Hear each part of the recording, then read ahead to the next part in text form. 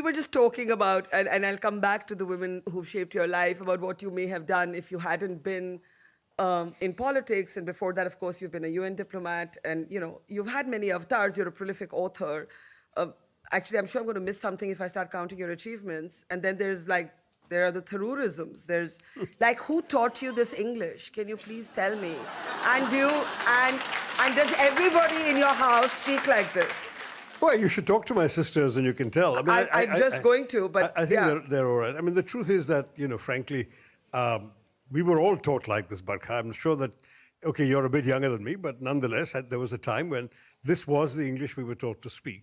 But I also had one advantage, or looking at it now as an advantage, is that I was an asthmatic child who couldn't go out and play and do all the things you really wanted to, including playing cricket. Very often wheezing and stuck to bed. And those were the days when there was no television in the Bombay of my boyhood, or indeed, even when I got to Kolkata in high school. There was obviously no Nintendo or PlayStation, no mobile phones or laptops. Ultimately, the only thing available to you to distract yourself was books. And so I read widely and indiscriminately, and it's because of that reading that the words came. I wasn't some swot sitting up and mugging up dictionaries.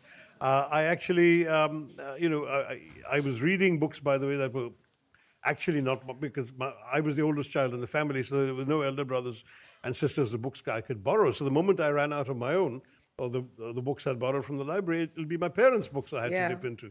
So I wasn't even able to fully understand everything I was reading, but if I came across the same word in 4 different contexts, and 4 different stories or 4 different books, I'd get the sense of what it meant.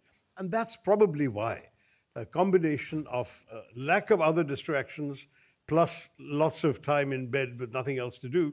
And those days there were no inhalers or nebulizers or whatever. So you just had to stay indoors and read. They would give a very strong tablet, which made your heart go thud, thud, thud like a drum. And you couldn't possibly sleep. In any case, if you lay down, you wouldn't be able to breathe. So I'd be sitting up in bed all night. What do? I read. So I became, as a result, I think, the sort of kind of person I became. I mean, there's something about overcoming illness or physical adversity of other kinds also.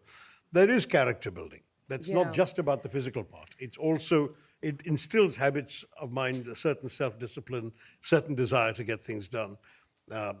Otherwise, you just succumb to feeling sorry for yourself, and that wasn't me.